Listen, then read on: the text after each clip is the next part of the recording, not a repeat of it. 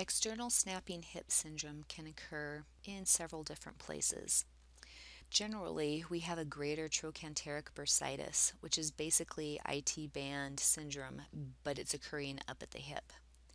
In athletes, it's most commonly associated with a thickening of the posterior iliotibial band or the anterior fibers of the gluteus maximus. There are actually three different classifications of snapping hip syndrome. You can see in the table here that you have an external snapping hip, which can be caused by the posterior iliotibial band, the anterior gluteus maximus, or trochanteric bursitis. Additionally, you can have an internal snapping hip or an intra-articular snapping hip, and you can see the causes of those in the table there. Mechanism of injury for this includes both intrinsic and extrinsic factors.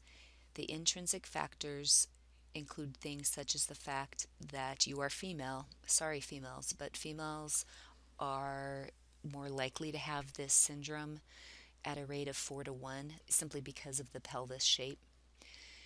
The highest prevalence age-wise are people in the 40 to 60-year-old age range.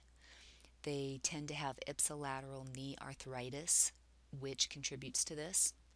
Additionally, it can be contributed to lower extremity malalignment, such as subtalar joint pronation, tibial torsion, or coxaverum. Additional lower extremity malalignments may be femoral anteversion and leg length discrepancies. Another cause may simply be poor running mechanics if the person has excessive pelvis rotation. Extrinsic factors can also contribute, such as DIF overload, as well as a direct blow to the area. Signs and symptoms include a snapping sensation, hence its name, an enlarged, inflamed tissues rubbing over the bursa, burning or aching that increases with walking or exercise. It tends to affect the down leg, which is the leg that's closest to the gutter if people are running in the street. There's localized pain radiating into the buttocks or the IT band, and you will find pain with deep hip flexion when a person is getting in and out of the chair or ascending and descending stairs.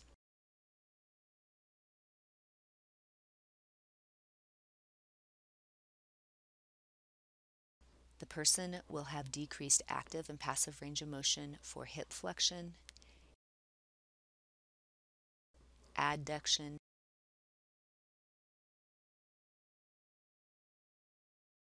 and internal rotation.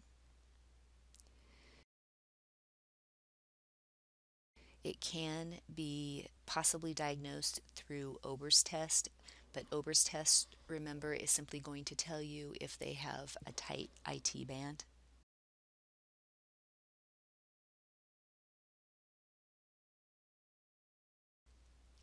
If we look at the three types, diagnosis for external is going to be clinical. For an internal snapping hip syndrome, it's going to have to include a real-time ultrasound, and intra-articular is going to include x-rays, MRI, and or a CT scan. Treatment is generally conservative.